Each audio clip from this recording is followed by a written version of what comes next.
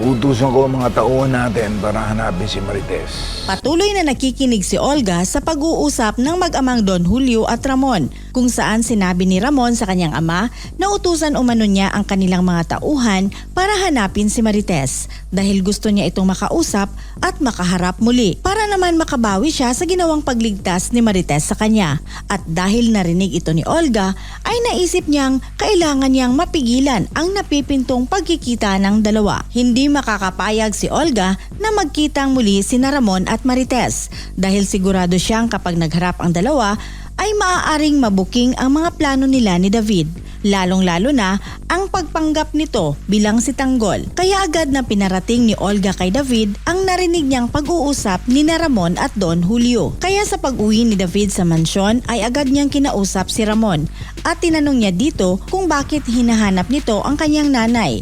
Dagdag pa ni David na ayaw niyang mag-cruise ang landas ni Ramon at Marites. Dahil dito ay tinanong ni Ramon si David kung bakit ayaw nitong magkita sila ng kanyang inang si Marites. Ayon kay David, kaya ayaw niyang magkita ang kanyang mga magulang ay maging mitsa ito na lalong magkagulo ang kanilang pamilya.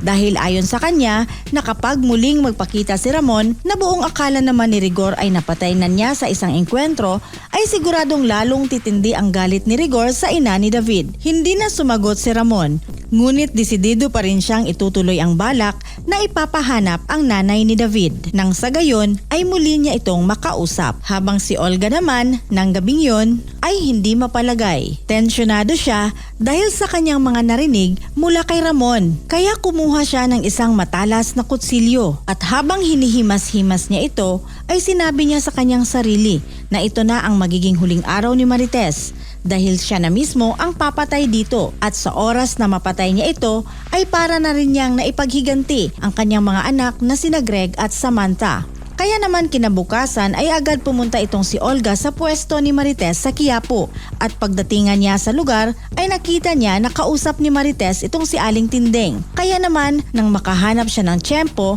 ay agad na niyang nilapitan itong si Marites na nakatakip ang kanyang mukha at diretsyong sinaksak si Marites sa harap mismo ni Aling Tindeng. Dahil dito ay nagsisisigaw si Aling Tindeng at humingi ng tulong sa mga tao. Agad namang tumakas itong si Olga pagkatapos niyang gawin ang krimen.